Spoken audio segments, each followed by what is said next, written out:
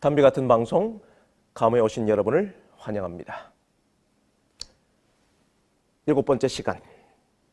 이 시간은 마지막으로 정오의 마귀, 나태에 대하여 알아보겠습니다. 그런데 우선적으로 이런 질문이 생깁니다. 나태도 죄가 됩니까? 만일 나태가 죄라면 바쁘게 살아가는 현대인들에게는 이미 성인이거나 천국에 있는 것이 아닙니까? 테이크아웃 커피와 이 도넛을 들고 총총 걸음으로 사무실로 가는 현대인들에게 오히려 느리게 살아가는 것이 미덕인데 좀 더 게으름을 피우는 것이 죄라니요? 목사님, 어불성설입니다. 그렇다면 먼저 우리가 일반적으로 알고 있는 이 나태의 정의와 이 치명적인 7가지 죄의 리스트에서 다루고 있는 이 나태의 의미와의 차이를 좀 이해해야 합니다. 일반적으로 나태를 늦지막히 일어나 잠옷을 입고 빈둥거리며 설거지거리를 싱크대에 방치해놓고 소파에 비스듬히 누운 채 텔레비전을 보고 있는 이 게으른 모습으로 제한하여 이해하는 것은 나태의 반쪽만 이해하는 것입니다. 물론 나태가 가져오는 하나의 증세이지만 나태의 본질적인 모습은 아닌 것입니다. 또한 반대로 분주하고 바쁘게 살아가는 것을 나태의 극복의 미덕으로 생각하지만 분주함 역시 나태의 한 증세입니다. 그러므로 나태는 속도의 문제가 아닙니다.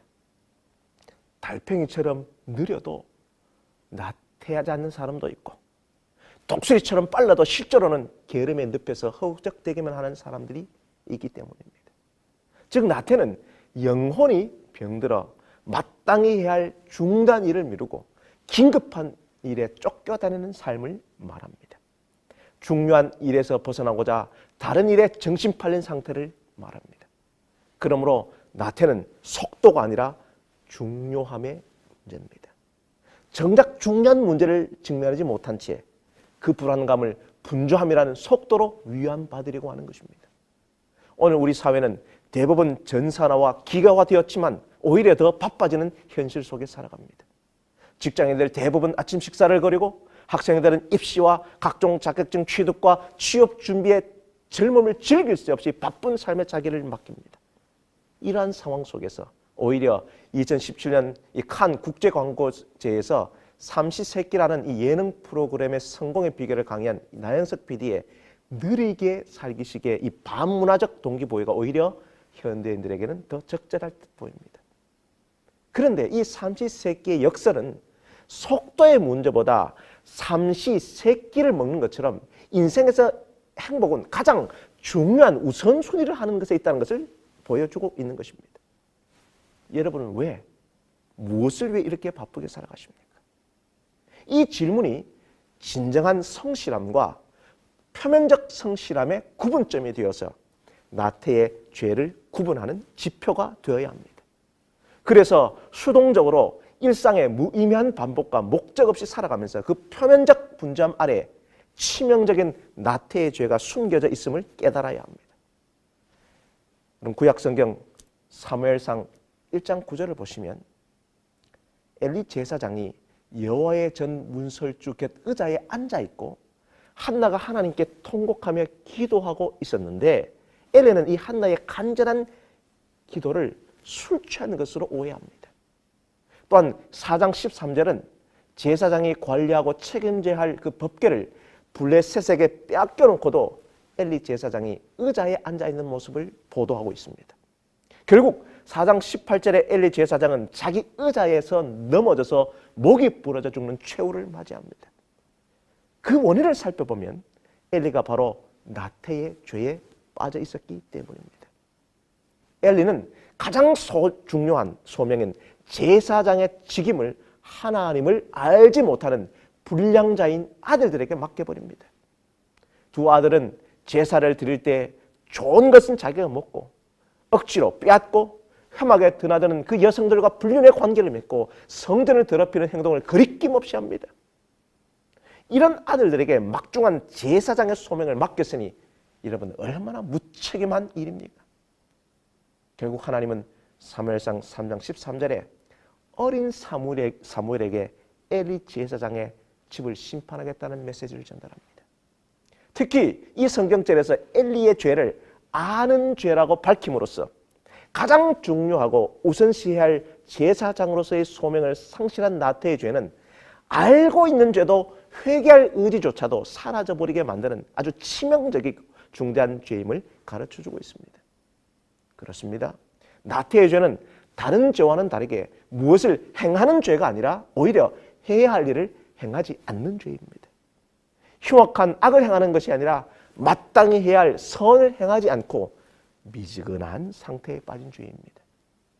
이 나태의 라틴어 이 아키디아는 헬러 아케디아에서 왔는데 아라고 하는 단어는 이 부정사이고 카도스는 돌아보다의 의미입니다.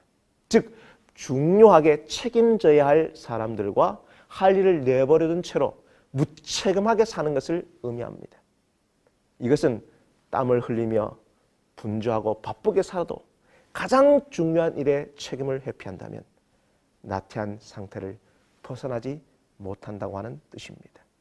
더욱이 나태와 반대되는 근면을 뜻하는 영어인 이 diligence는 라틴어 이 diligere에서 왔는데 그 의미는 사랑하다는 뜻입니다. 즉 부지런하다는 것은 사랑하는 것에서 온다는 뜻입니다. 우리가 열심히 일하고 부지런히 무엇을 하는 것은 그 대상에 대한 애정이 있기 때문이며 그 반대로 무엇이든 하기 싫어하는 것은 사랑의 마음이 없다는 뜻입니다. 나태의 죄는 겉으로 드러나는 문제 이전에 보다 깊은 내적 태도의 문제이기 때문에 단지 몸이 굼뜨고 게으른 것이 문제가 아니라 그 누구에게도 관심을 가지지 않고 사랑하지 않기 때문입니다. 그러므로 나태는 하나님께 드려야 할 예배와 섬김과 사랑을 충분히 드리지 않는 죄이며 현재 자신이 돌봐야 하고 관심을 둬야 하는 중요하고 본질적인 대상 앞에서 자신을 감추거나 제한하는 죄입니다. 그렇다면 지금 현재 나의 모습을 좀 점검해 봅시다.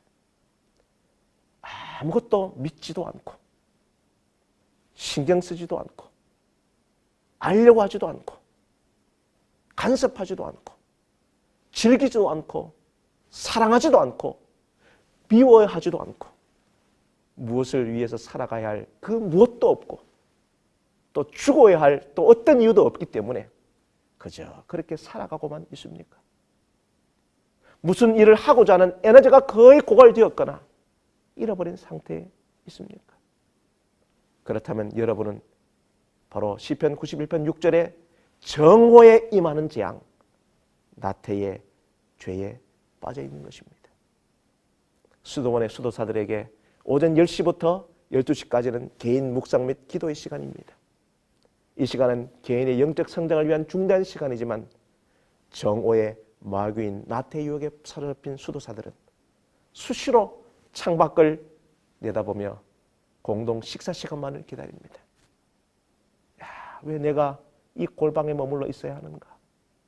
별로 생산적이지 못한 시간 아닌가? 하나님은 꼭 여기서만 만나는 것이 아니지 않는가?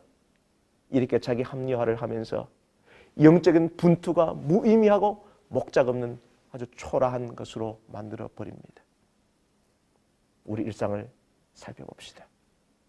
컴퓨터에 여러 창을 띄워놓고 동시에 핸드폰으로 문자와 채팅을 하며 또 다른 일을 해야 하는 이 멀티태스킹의 시대입니다.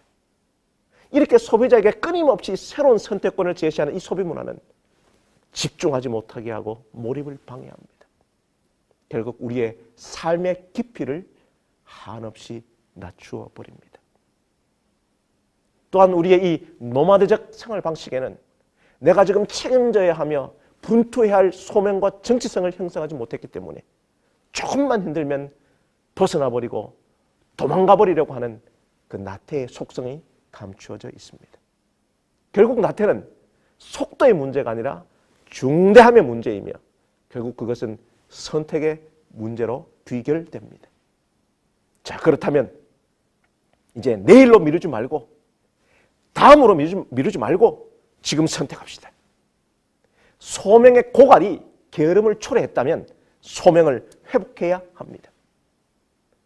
게으름, 이 나태의 처방이 무엇입니까? 이 게으름의 처방은 부지런해지자는 그 결심이 아니라 게으름을 치료하려면 여러분 안에 있는 인생의 중요한 소명을 발견해야 합니다. 우리 시청자 중에 청소년들이나 청년들이 있다면 vocation, 그 소명이라고 하는 것은 목사나 선교사가 되라는 것만은 아닙니다. 다양한 재능과 은사와 직업 속에서 내가 정말 하고 싶은 일, 내가 할 수 있는 일, 내가 마땅히 해야 할 여러분의 소명을 발견하고 하려고 여러분 노력하시게 되기를 바랍니다. 시청자 중에 중년의 시간을 보내는 분들이 있다면 성공 지향 중심의 전반전과는 달리 지금 하프타임에서요, 인생의 후반전을 의미와 사명 중심으로 전환시키고 구체적인 삶의 목적을 재설정하기를 바랍니다. 또한 인생의 황혼기를 맞이하는 선배님들이 계시다면 마른 가시덤불에 불꽃으로 임하셔서 모세에게 위대한 출애굽의 역사를 맡기신 하나님을 다시 만나시고 꺼져가는 우리 인생에 불꽃으로 임하게 해달라고 기도하십시오. 그리고 갈렙의 선언인 이 산지를 내게 주소서라는 선언이 나의 선언이 되도록 여러분 만드시게 되기를 바랍니다. 오늘 이 하루 이 나태의 죄를 극복하고 싶다면 가만히 엎드려 기도하십시오. 조용히 추니의 음성을 들어보십시오. 엘리가 정말 자식을 사랑했다면 그렇게 죄악에 빠지도록 방관했을까요? 예수님을 저주하고 부인했던 베드로를 갈릴리에서 다시 만난 예수님이 이렇게 3번이나 베드로에게 물어보십니다. 내가 나를 사랑하느냐? 그리고 주님의 제자로서 사랑을 회복한 베드로에게 이렇게 명령하십니다. 내 양을 먹이라. 그렇습니다. 나태는 사랑을 포기한 죄이기에 사랑을 결심하는 일이 중요합니다. 사랑을 결단하면 할 일이 많아지고 섬겨야 할 사람이 많아집니다. 이제 무기력한 자리에서 좌절하고 끝나는 인생이 아니라 쓰임받고 보람있게 살아가는 인생을 살아가도록 결심합시다. 고대의 우화 하나를 들려드리겠습니다.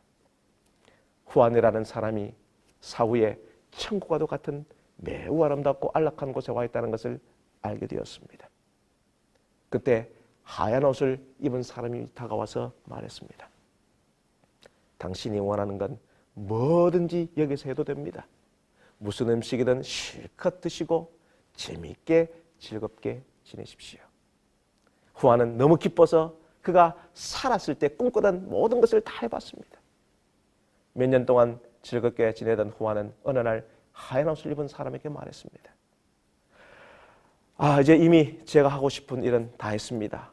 이젠 약간의 좀 일이 필요합니다. 내가 쓸모있는 사람이라는 느낌을 좀 받고 싶습니다. 미안합니다.